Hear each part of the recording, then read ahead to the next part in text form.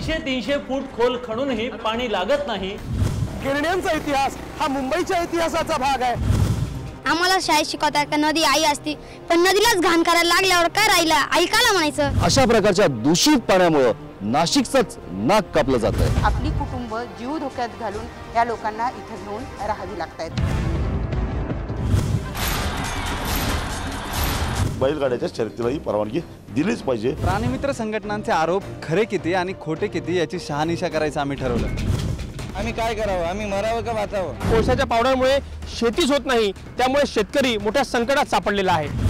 दुष्काळात या नहरीतलं पाणी कमी झालं नाही, पण या नहरीकडे आपण सर्रास दुर्लक्ष करताना दिसतोय।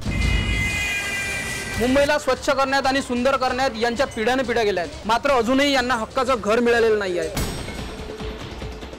पहा ग्राउंड रिपोर्ट रविवारी रात्री 8 वाजता आणि सोमवारी सकाळी 8:30 वाजता।